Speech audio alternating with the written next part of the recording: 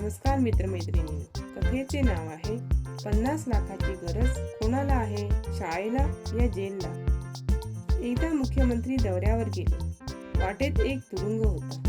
मुख्यमंत्र्यांनी पाहणी केली आणि जेलरला विचारले, किती अनुदान हवे आहे?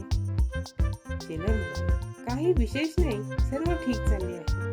मुख्यमंत्री, तरीही? जेलर म्हणाले, साहेब 5 लाख रुपये खूप होते. पीएने लिहून घेतले. पुढे एक शाळा होती. तिथे जाऊन मुख्याध्यापकांना तोच प्रश्न विचारला. मुख्याध्यापक तर रडायला लागले आणि म्हणाले, सर, इथे कसलीच सोय नाही. शाळेची इमारत जीर्ण आहे, ना फर्निचर ना प्रयोगशाळा.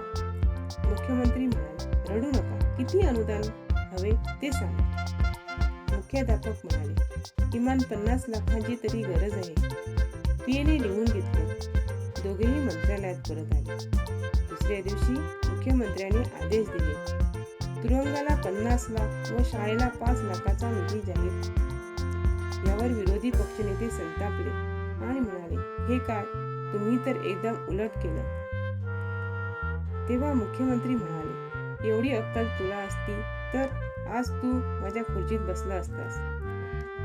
विरोधी नेते म्हणाले, म्हणजे?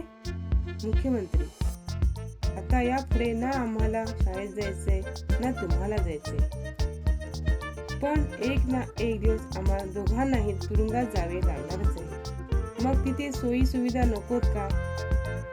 धन्यवाद.